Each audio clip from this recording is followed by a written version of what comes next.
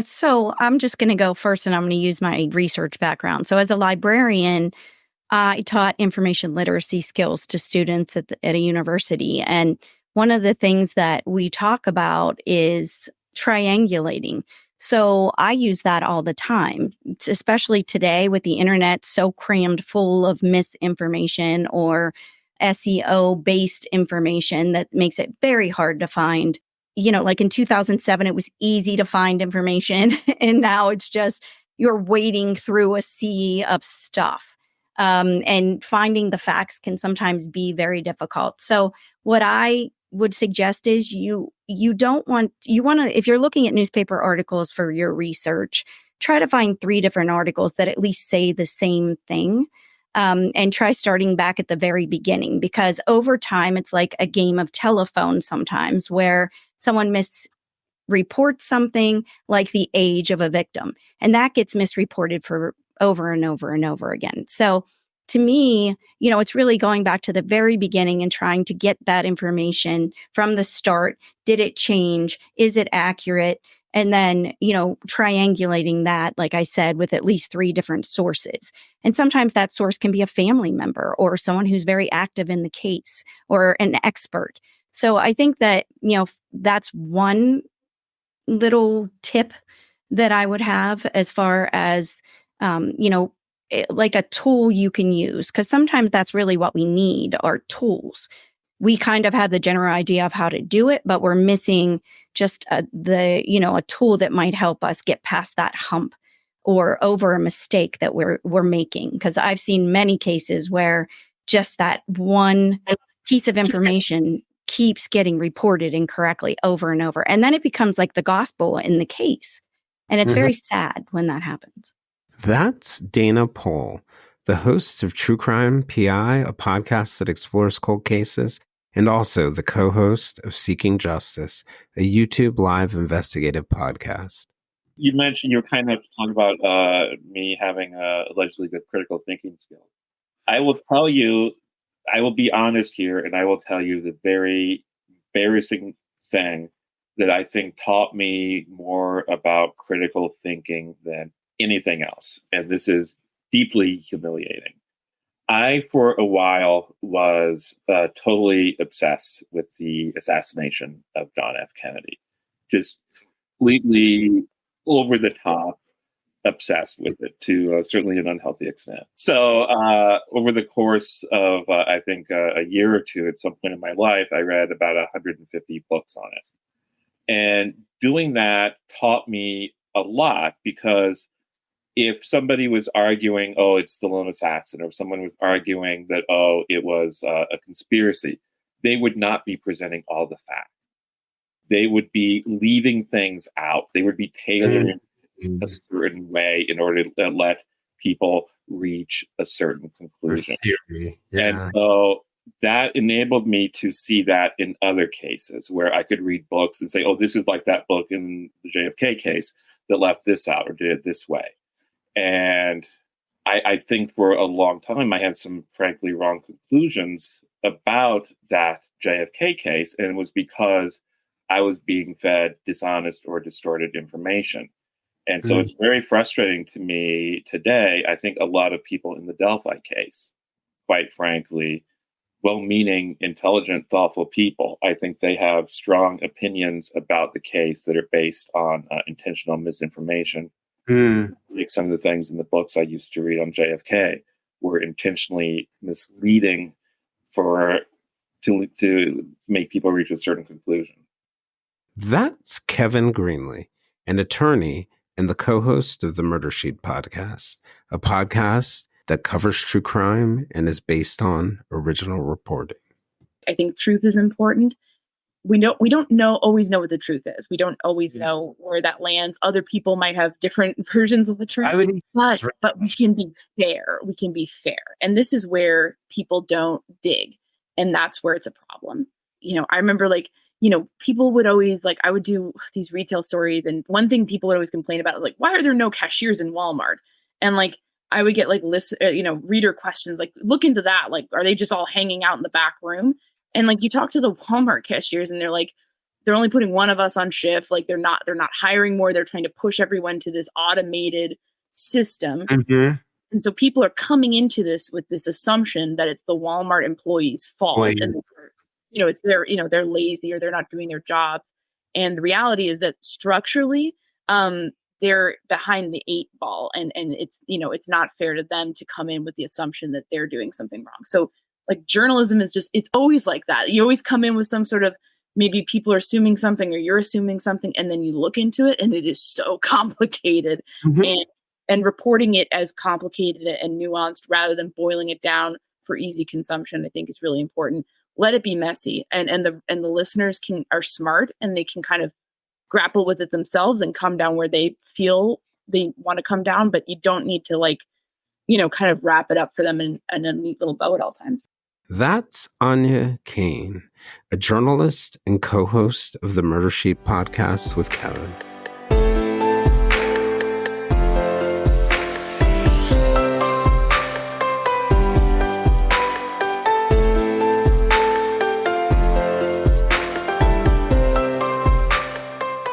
This is the Silver Linings Handbook.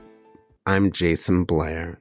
This is the second part of a 2-part conversation with Kevin Greenlee and Áine Cain of The Murder Sheet, a true crime podcast based on original reporting that has been one of the news leaders on the murders of 13-year-old Abby Williams and 14-year-old Libby Germain in Delphi, Indiana.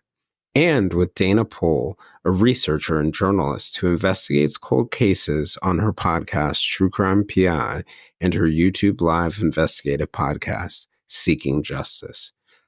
Dana joined us several months ago for an episode where we discussed her 2-decade journey to bring closure to families of the missing and unidentified, a mission that was forged by her childhood memories of missing children on milk cartons that used to sit on her family's breakfast table.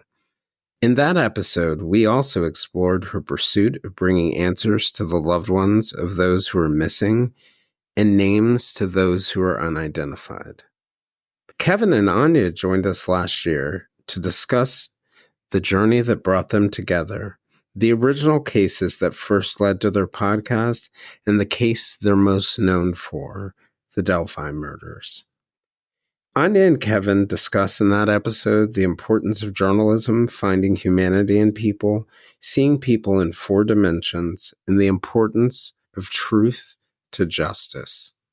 In the first episode in this 2-part series, we discuss with Dana, Kevin, and Áine some of the struggles of both journalism as a profession and some of the struggles that exist in the growing true crime space, the craft and skills needed for reporting and researching, the importance of having respect for experts, even in a time when so many of us have access to so much more information than we did decades ago. And we also discussed how to look at the track record of creators. Today, we're going to discuss some of the perverse incentives that creators have that often separate them from the truth, how listeners can differentiate between reliable and unreliable information, and the importance of not doing harm in the work that we do.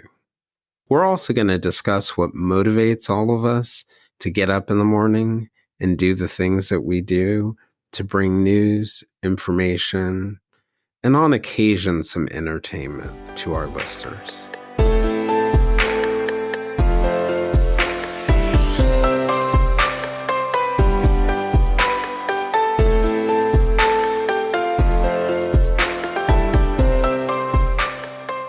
And I think part of the problem, and I'd love to hear what you guys think about this, is that the world we live in right now, where 60 Minutes isn't the only show coming on once a week, and they don't have a week or months to work on their stories, and the newspaper isn't daily, and YouTube channels can go live immediately, and there's social media, that everything incentivizes the world around us, whether it's the business you're motivated by, or it's the recognition you're motivated by, or whatever your motive is, it's incentivized by doing it faster, getting ahead of people, breaking things.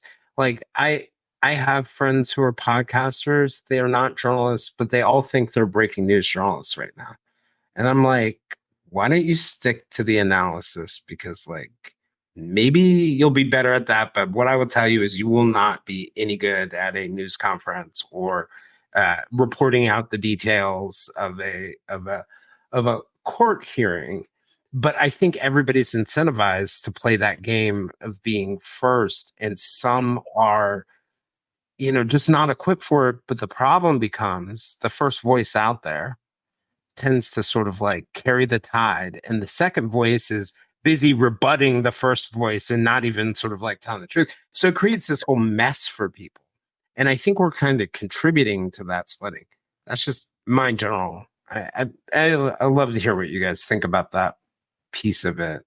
I think that was really well said. I think, gosh, it's not just always the first voice. Sometimes it's the loudest or most sensationalist voice. Yep. And I think a lot of the environment, even when instances where maybe someone's not intending to cause harm or spread misinformation, maybe through lack of knowledge or maybe through rushing, there's a lot of sloppiness. And like one thing I think back of when I was, at a traditional news outlet, when I remember writing a story where I got the victim's age wrong by a year. So I said that they were 18 and they were 17. And I will never forget this. I talked, the sister of the victim talked, and she said, she was 17. And the reason that affects her is because this girl was about to turn 18. She never got to turn 18. Like it was almost her birthday when she was killed. And it was like, God, like those details really matter because these people matter, these victims matter to their families, and they should matter to everybody. And so there is a real harm that can be done through sloppiness and through lack of care. And I would just also add to this, like, I think truth is important. We don't always know what the truth is. We don't always know where that lands. Other people might have different versions of the truth. I would even argue we never know it. It's like a constant we're striving for. But we can be fair. We can be fair. And this is where people don't dig. And that's where it's a problem. And they, I remember people would always I would do these retail stories. And one thing people would always complain about, why are there no cashiers in Walmart? And I would get reader questions, look into that. Are they just all hanging out in the back room? And you talk to the Walmart cashiers and they're only putting one of us on shift. They're not hiring more. They're trying to push everyone to this automated system. Mm-hmm. And so people are coming into this with this assumption that it's the Walmart employees' fault. And they're lazy or they're not doing their jobs. And the reality is that structurally, they're behind the 8 ball, and it's, it's not fair to them to come in with the assumption that they're doing something wrong. So journalism is it's always like that. You always come in with some sort of, maybe people are assuming something or you're assuming something, and then you look into it and it is so complicated. Mm-hmm. And reporting it as complicated and nuanced rather than boiling it down for easy consumption, I think is really important. Let it be messy, and the listeners are smart, and they can kind of grapple with it themselves and come down where they feel they want to come down. But you don't need to kind of wrap it up for them in a neat little bow at all times. Yeah, there's this constant human sort of drive to fit everything into a nice narrative. I always inherently, if you give me a really nice narrative, I'm like, I don't trust this. It's too easy. I've been living on this planet long enough to know it's never that clean, right? It's never the hero's journey. It's never Anakin becoming Darth Vader and then slaying or getting, Luke, whatever. It's never the hero's journey. It's always more messy and complicated and has peaks and valleys. And then I will trust if you can tell me that story. I want to take a couple of listener questions, but I wanted to ask you guys before we go and do that. A lot of true crime creators come from varying backgrounds, and, they might be interested with you guys coming from sort of, Kevin as a lawyer, definitely critical thinking space. And now I'm going to officially call you a journalist, and as and also Dana as a researcher and a journalist. Yes, I have mad respect for your journalism, Kevin, actually.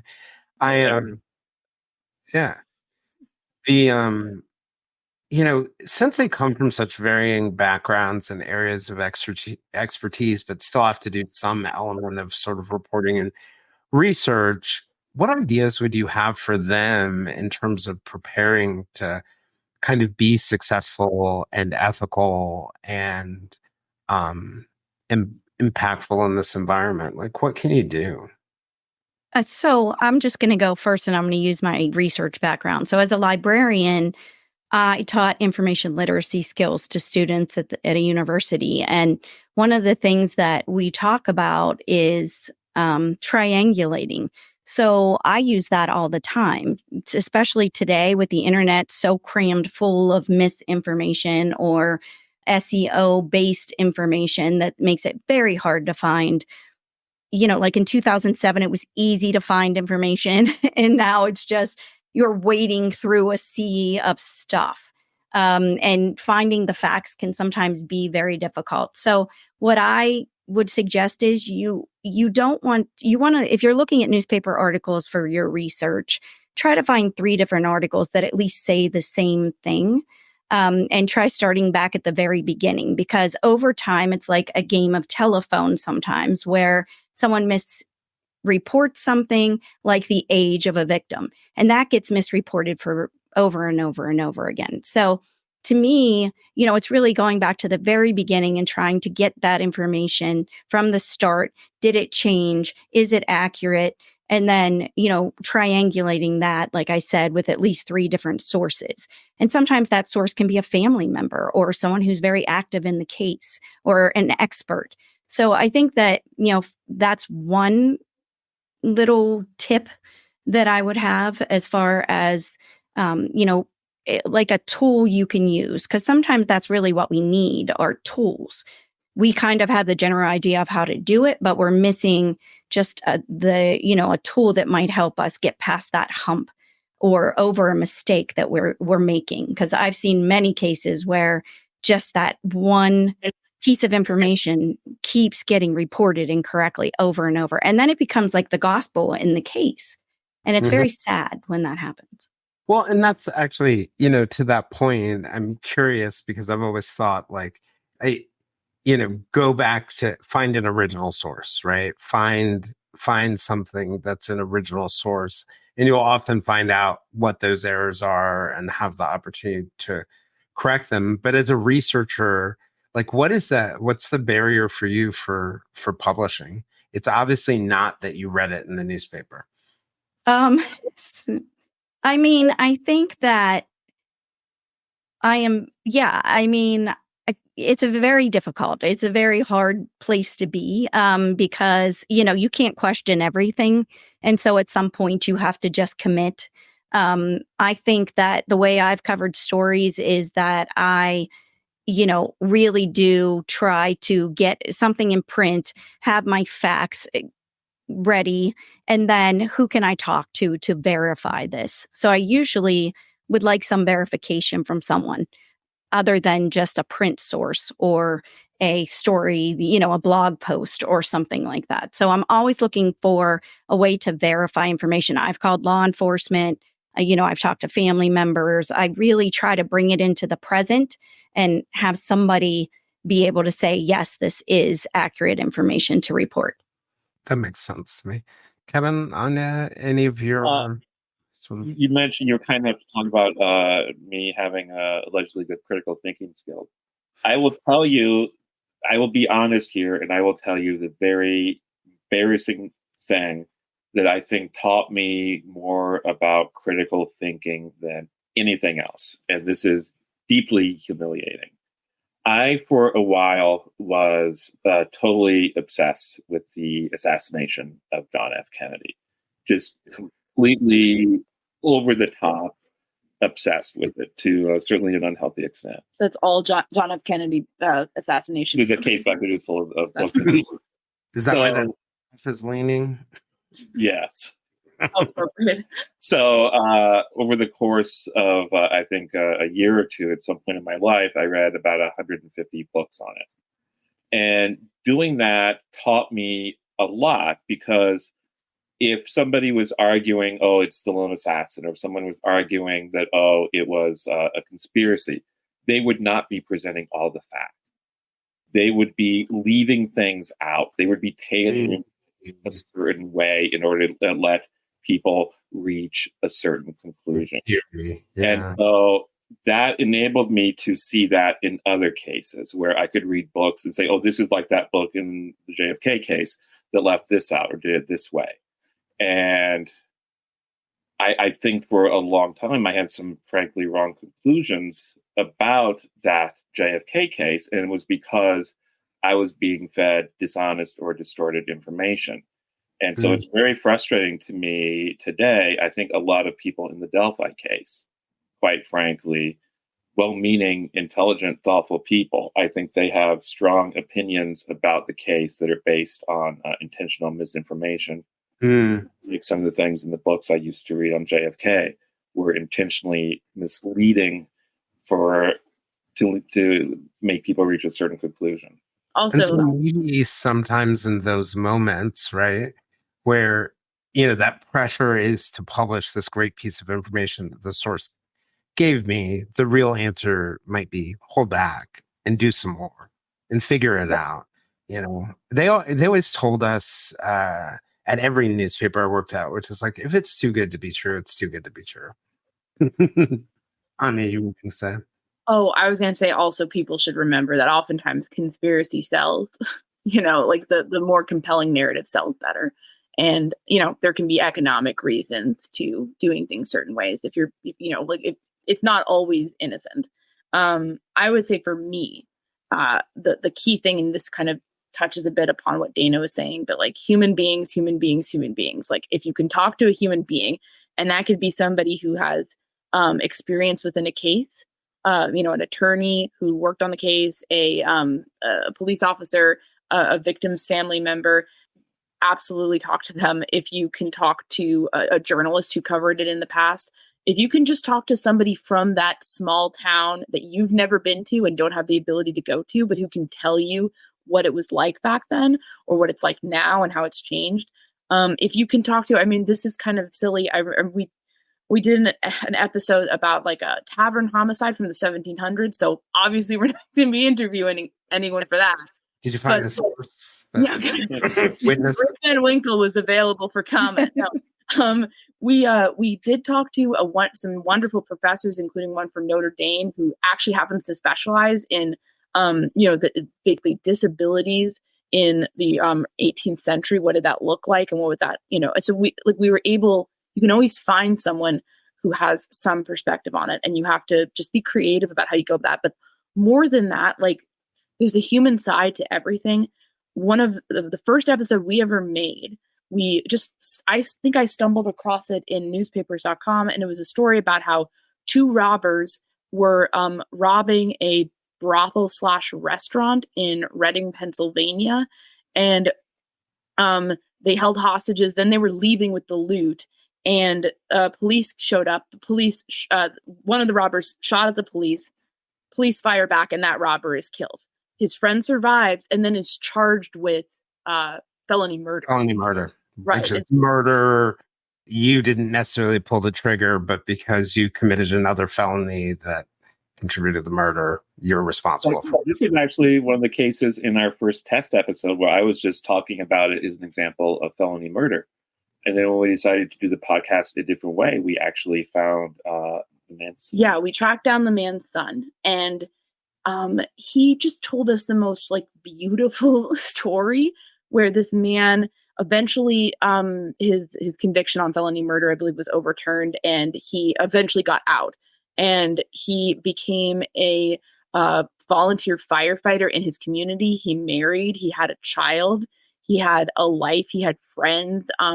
He was close with members of a band that kind of got sort of big in the 90s. He was a guy in his community who meant so much to people.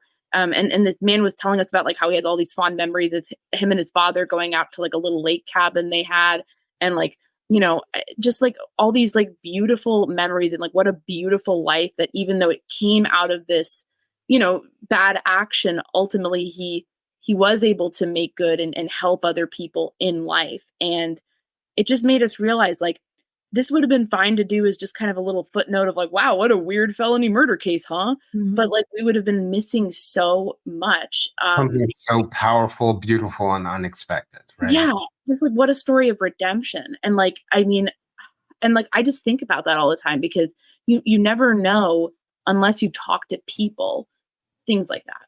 Yeah, and until you look, you're right. Yeah, and I think it's the same with Dana's work. You never know what you're going to find unless you're willing to make that extra effort. And said, I had an editor who was like, whenever you feel like a story is done, keep on going, take another step, keep on pushing, because that's when you're going to find the real story. And that, I think that's a powerful example of that.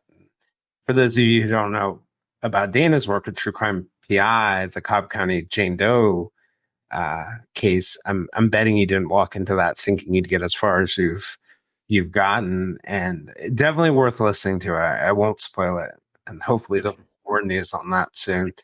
But first, guys, Dana, Áine, Kevin, I'm going to first show you some nice things people have been saying about you all. So we've got Carly talking about meeting Dana at the Atlanta podcast. Awesome in person and on her podcast. Everybody, you guys would love her content. Wow. I totally agree with that.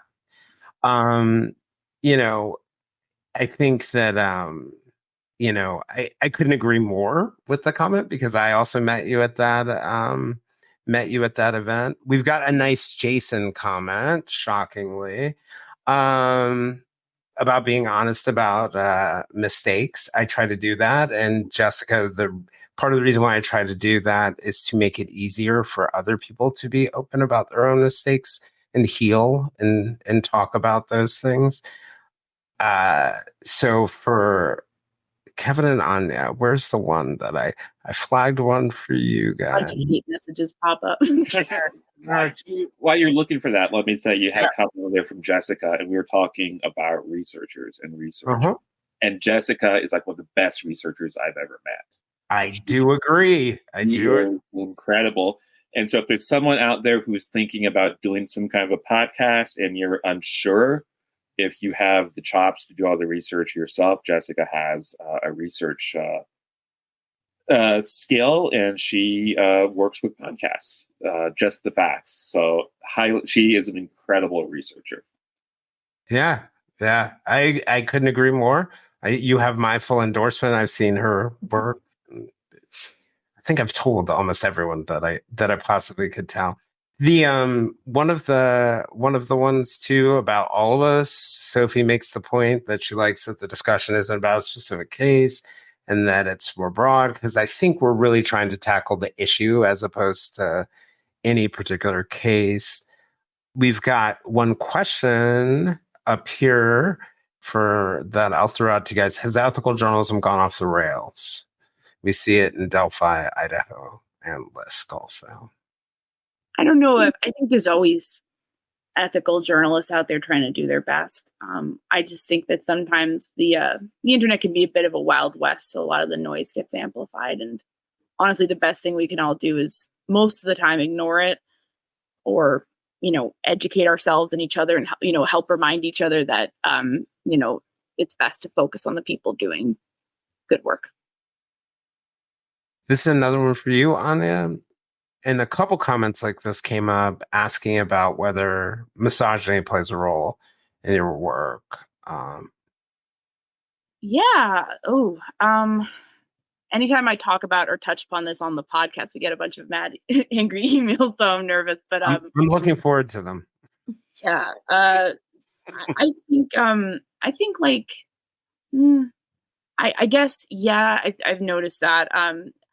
A lot of people seem to like really have an issue with me in particular between the two of us sometimes. And I mean, some of that may just be they don't like my personality and it's not misogynistic. So I'm not saying I'm above criticism, but sometimes it takes on a tone and tenor that kind of feels a bit like, wait, you're mad that I have an opinion, or you're mad that I'm stating what I think? Like, and that kind of, I think sometimes people might have that internalized and not necessarily realize that that's where it's coming from. They might it's just an instinct. But I think sometimes there can be that with female creators in true crime. remember seeing stuff like where somebody was like, this was almost a good podcast, but there's a woman in it. Like, I didn't. I remember that. Well, Love that. Honest, what's up with this? I think I mentioned that we get some comments about our looks. I think Áine gets more of that because I think a lot of men have the view that their opinion of what a woman looks like really should mean something. And that the ultimate thing you can say against a woman is that I don't find it attractive. And so we get messages like that all the time about Áine in particular. It's not really appropriate. I think it's misogyny. Yeah, and it's like I was just assuming like it's an audio space, so I won't have to worry about that. that was not the case, unfortunately. No, and it kind of makes me regret ever appearing on camera ever on the internet. But I think honestly, I mean, like it is unfortunate that people do that, but those are the kinds of things I think somebody had made the point in the chat that are like a sign for me that you're not a serious person. If you have to resort to name calling, doxing, all of those kinds of things, then in my mind, I know it's harder for you guys because Kevin and Áine don't have my gift of like instantly not caring. I'm like, yeah, sure, whatever. Right. But I think sometimes those can just be tip-offs, whether it's creators or listeners or people who giving reviews, like when it doesn't make sense, when it's not in context, why does it matter anymore? Anyone who's going to look at that and take it seriously, you're going to lose them anyway at some point. So someone made the point, we got Boren James 79. I consume a lot of media that's created by people I don't agree with. I think that is a great point. One of the things for me, when I was at the Boston Globe, I was working in the Washington Bureau, David Shribman, who's the editor there, he threw on my first day at the Washington Post, the New York Times, the Wall Street Journal on my desk. And he's like, I want you to read all the political stories that are in front. I want you to read the editorial pages of all these papers. They're all going to disagree. They're all going to pull out different facts that are more important. And by combining that, you're going to get closer to the truth. I started reading the Wall Street Journal editorials. I was like, oh, this is killing me. This is killing me. But over time, I was like, okay, now I understand the different perspectives and I can see things through different lenses. So I think there's something definitely true. And I definitely do that in books too, like where I totally disagree with theories. And that can be a helpful way of, but the one thing I would say is you can't weigh all of it equally. You've got to come up with your own system for weighing each of the different perspectives. So let me see what else we have in here. Can I just read a comment that says, and I 100% agree with Sophie on this. And she said, I feel like men/women do that when they have nothing else to say. It's like a low-hanging fruit to insult someone's looks. And I think that is like, it really does. It's like you're empty, like you're empty of thought, you're empty of creativity, you're empty of, being able to make a decent argument or have a conversation. Like to me, it's the crutch of fools, right? Yeah. Like it's what fools fall on when nothing else to do. Yes. Yeah, and these people are fooling themselves because, like, I already think I look terrible, so don't worry about it. I can't go any lower here. You're beautiful. But no, I think what you're saying is true. I think anything that's more of an ad hominem, that's not about the work. I think as creators, we can all agree that sometimes we deserve criticism, or sometimes things need to get better. We do something that's, not up to snuff, or people might have a different opinion on that, and that kind of feedback is very helpful. I think it's awesome. I love it. I love it. Yes, it's like that always, I feel like, comes from a place of just it's not even caring. I remember getting my first 1-star review and I was like, yes, you are right. I do need to fix that. Thank you, sir. Finally, someone said it out loud. Yeah. But this other stuff, and I think that there's an important caveat I want to put on it. You're right. Like, I tend to write it off fairly quickly, but at age 26, 27, however old I was at that point, getting attacked for all sorts of wild things, I learned over time to just let go of it. But I also want to say, just more broadly to people, even though I can look at those kinds of insults, like gender-based ones or appearance-based ones, and I can write them off in my head. It doesn't mean that for a lot of people, or certainly when it first started to happen to me, it hurt. I knew how illogical it was, but it actually hurt. And, just because I guess I'm saying that we should be able to sort of like work to get those comments to roll off our backs, it doesn't mean that they don't hurt. And I think just from sort of looking at it from a moral perspective and looking at it from what are you trying to accomplish when you're insulting people like this? Like, do you get pleasure from just causing people hurt? Because it does hurt. It really does truly hurt, even though we know it's foolish. Does that make sense? Yes. Jessica, you were saying, Jessica was making the point that comments about her also hurt her. They found out, right? And I think there's a lot of that too in the space in general, and that's something I think all of us can encourage. And Kevin and I run into this problem all the time. Dana, I don't know if you do. I have a natural tendency, actually, Kevin, and I know you guys don't have this natural tendency to combat every stupid thing that's said about anyone I care about. And so I called Kevin and Áine last night and I was like, I want to fight these people to death. And then I realized all I was doing was amplifying them. So sometimes it's best to just ignore. So everyone, don't follow my model. In social media, I don't go on anymore because I'm just like, nope, not today. Not today, Satan, I'm not. Because it's like whatever benefit would be, it's just not worth it. See, the people agree with me. Thank you. You're very kind. I also agree. Well, but it's more of like, it's just, well, thank you. But like, it's no. You're making this fall. Is it hard? I want to know. We can have like a 2-hour live just being hanging out. I'm gonna run out of here. But you guys are very sweet. It's more of like I would hate to think that like some young woman especially would come into this space and then be subjected to that, because it's I mean, I have my husband here, so if I'm getting mean emails, he can be like, no, you're super cute, and I'm like, yeah.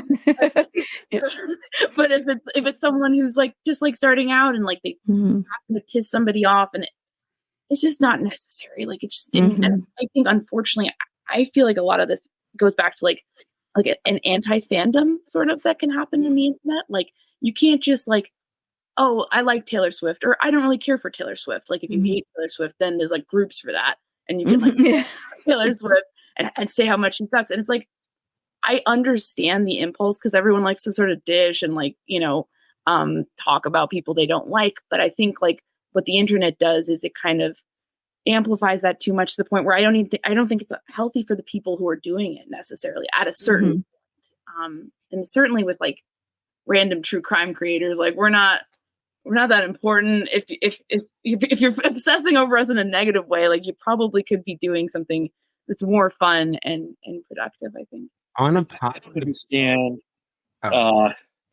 like for instance, I was talking about comic books earlier. There's a comic book inker now deceased named Vinnie Coletta, who I think is by far the worst comic book inker who ever lived. He hates his inking. His work is disgrace. But it would never occur to me, if Mr. Coletta was still alive, to be going online and saying, oh, Mr. Coletta doesn't look too good personally, does he? or opposed to the dress, or things like that. I would say he must be stopped. All I would say is he's a really bad inkers. I don't understand why you can't just say that, why you have to talk about more personal attacks. I honestly don't understand that. Welcome to my life. It's all about the Soletta man and his poor inking. No, I love it. I love it. I love it. This is a point I love, among the many reasons. But one of the things that I think Mallory makes a really good point here, and then it's echoed by a couple other people in the chat. She makes the point that for every troll, there are 10 people beside you who have your back, show up for you, and love you. And, you know, Robert makes the point, we have a great group of people who support us. That's one thing about the attacks. One of the beauties of the attacks has been, and not just the attacks, I mean, even just the tough things about being a podcaster, the difficult things, being open about it or being attacked has brought so much love and compassion. For as frustrated as I am about things that happen in this space, the amount of love that I see in this space from listeners, from podcasters and other creators is kind of, it's amazing to me. And I actually think, Kevin, that's how we first started communicating, right? You reached out to me after I had written a note about, I forget what it was. Was it about Adnan or? Maybe, yeah. Yeah. Yeah. When the prosecutors were doing a big series on Adnan, and there was going to be lots of controversy over it. You know, I was encouraging the prosecutors' listeners, hey, give grace to the people who disagree or who get mad, who, you know, that people are passionate about these things. But I see so much love in the groups, whether it's when someone's being attacked or Dana, you and I have had this experience when we're just like feeling alone in the work that we're doing. Mm-hmm. So those. Brett from the prosecutors posted something in Facebook the other day that meant a great deal to us. So we really do appreciate people having our back, and it was a wonderful thing that came at the right time and meant a great deal to us. Yeah. Those are moving moments. Mm-hmm. What is down there talking about? Jayson gets very frustrated. Yes, she is correct. Yeah. Mm-hmm. Yes. Yeah. They, poor Lily is a part of a group chat that I'm in where I say what I actually think about people attacking you guys. I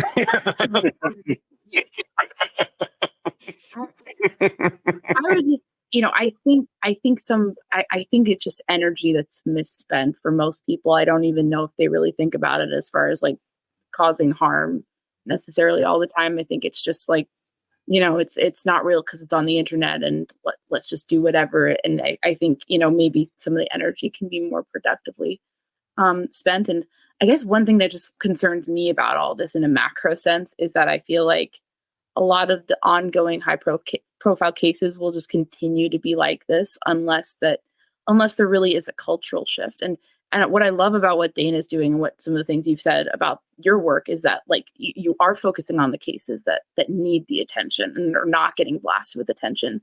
And I feel like those are some of the cases that may be less controversial, but it feels like everything that even just kind of slips into the spotlight for a minute nowadays, everybody has to come out with an instant opinion.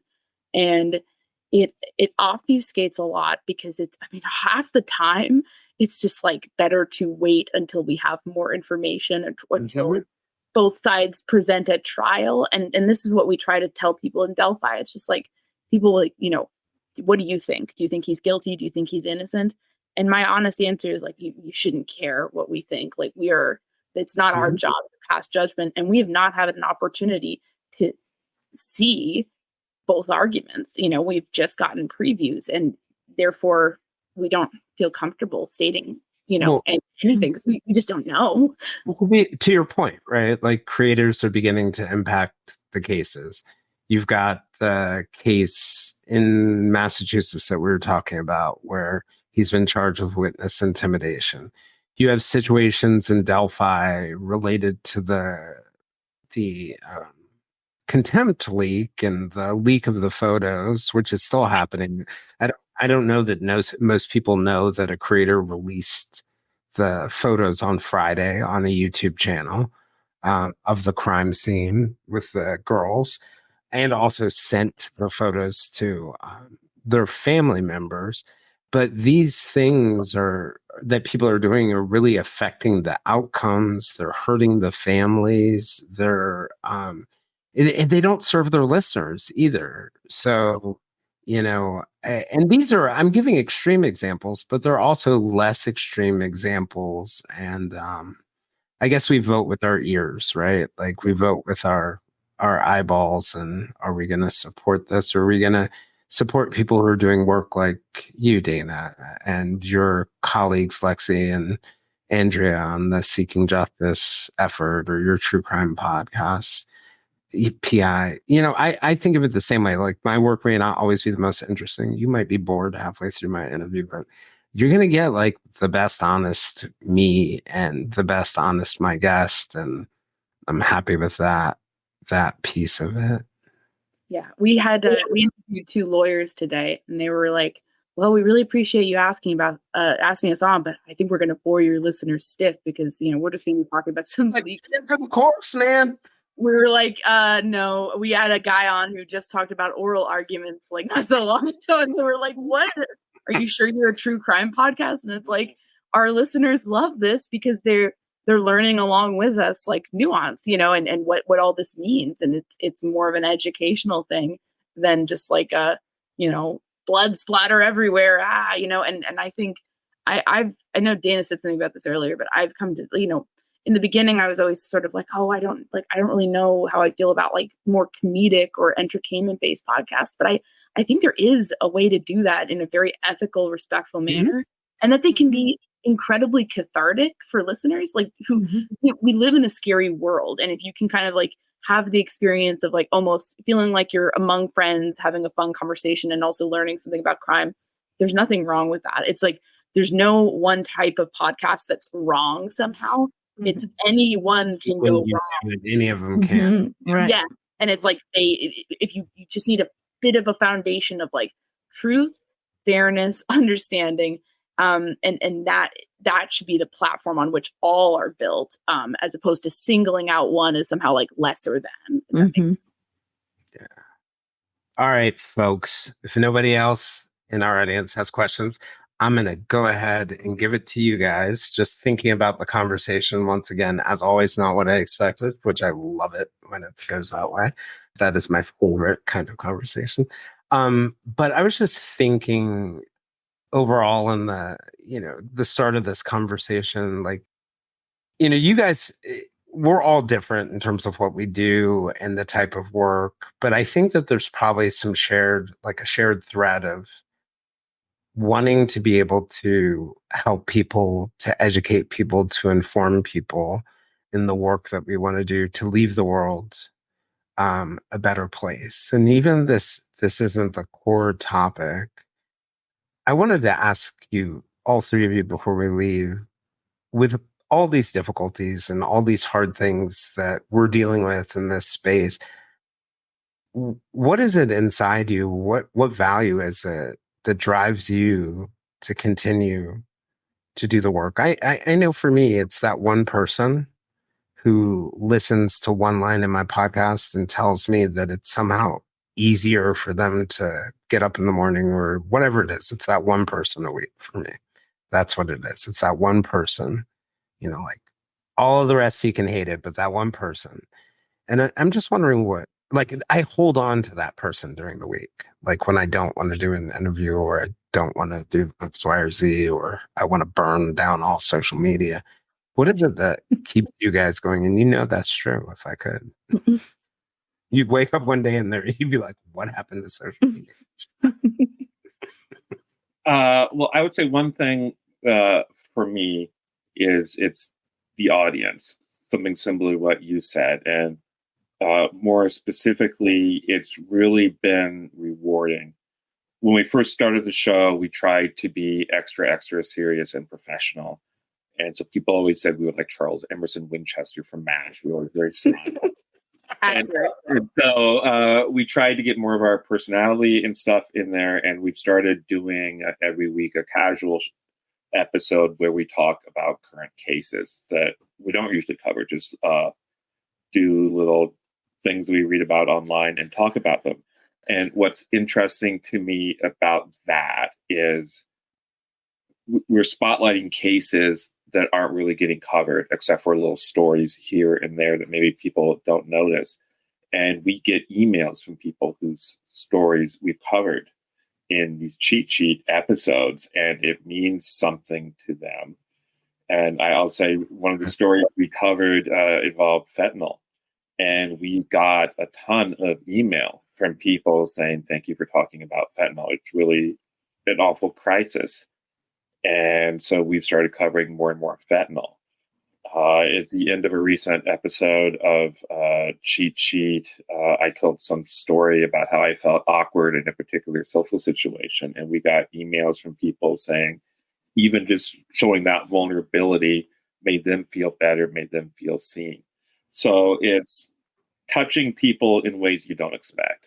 Yeah, I would say I love to make people feel less alone. Like when we hear from people who are like, I went through something, and we talk to so many people off the record that it's not going to be ever part of the show or cited or anything. But it's just we've heard from people who've told their story on our show or just behind the scenes, and then they've reached out to us and said, this was incredibly cathartic for me, having some kind of conversation and owning the story and being able to tell it. And that's helped with my healing. And if we can do that, or if we can publicize a missing person case where the family's looking for somebody, or if we can, talk about a case where a victim was, shamed and treated horribly by the press back in the 70s, and sort of note that that's terrible. I mean, if we can just do some of these things, I feel like we're doing our job, and that keeps me going. It's worth it, right? It's worth it. Yeah, I get that. One of my most powerful conversations I've had as a part of this podcast was with a woman who will never come on this podcast. She has a ton of social anxiety. Her brother it's an unsolved murder, but we ended up talking for 3 hours, and it was a meaningful conversation for her, a meaningful conversation for me. About 10 minutes in the conversation, I knew she should never, in my opinion, go on a podcast to talk about the case. But that was, I had Breonna Maitland's dad, Bruce Maitland's, on. For me, that episode was powerful, but it's that hour-long conversation with him the week before we did the episode, where we got to both bare our hearts to each other. And sometimes I forget about that. It's not just the one person. Sometimes it's the healing that happens with your guest or your source, or for your source or somebody, Dana, that you're working on, you're to them the only other person who cares. Mm-hmm. Yeah, absolutely. I think for me, it is, it has been twofold. So in researching Cobb County Jane Doe, I became very good friends with Detective John Dawes. He was on our show 2 weeks ago. He was a homicide and cold case detective in Cobb County, Georgia for 34 and a half years. But there's a real respect and friendship. He's taught me so much. And, he'll say, you keep me going, because I invite him to talk about cases and to look at autopsy reports and of cases that I'm working on, and give him an opportunity to do what he loves, and that is help families. And I think that's the other side of it for me, is that whether I'm giving myself hope, if I'm telling a Doe story, I'm giving myself hope that this Doe could be identified someday. And then if she gets close to being identified, or I meet the family, then I know I've given them hope and answers. And really, I think that's what it boils down to. Sometimes I feel like I'm doing it for me, because there isn't a family associated when you're covering a Doe case. You don't know until after your work has made a difference. Yeah. So, and it may be that other listener who has something that they think may not even be related to crime, that is never going to be fixed or never going to be solved. Mm-hmm. And that if there can be hope in that case, then there can be hope for them. that seems to be maybe the common thread of what we're all saying. We want to give people something to hold on to. We want to give them hope. And I am just going to see, listeners, we love you guys. Or at least I do. I can't speak for them. I do. We wouldn't be here without them. So. Right.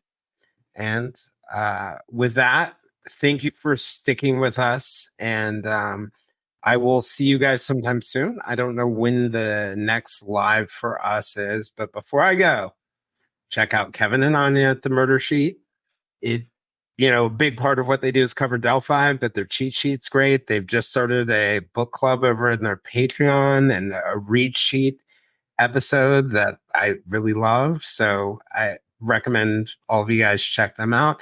And then Dana at True Crime PI and also Seeking Justice, which is investigating Don Pacella's death. And I am very hopeful that once they finish Don's case, that will not be the last we see of Seeking Justice. It is doing journalism on the internet in this true crime creative space in a way that we don't see much anymore. So, all right, guys, be good. We'll see you soon. Thank you. Thanks for having us. Bye. That's a wrap of today's episode. One of my goals of this podcast is to have it feel like you're just having a chat with my guest or my guests, as if we're sitting on my living room couch and you're hanging out with us, or we're sitting out at a fireside just looking at the night and talking about our lives. If you'd like to join us for more discussions with us and other listeners, we can be found on most social media platforms, including a listener-run Facebook group called the Silver Linings Fireside Chat. For deeper conversations with our guests and live conversations with other listeners, you can also join our Patreon at www.patreon.com/The Silver Linings Handbook. This is the Silver Linings Handbook. I'm Jayson Blair, and this is the Silver Linings Handbook. We'll see you all again next week.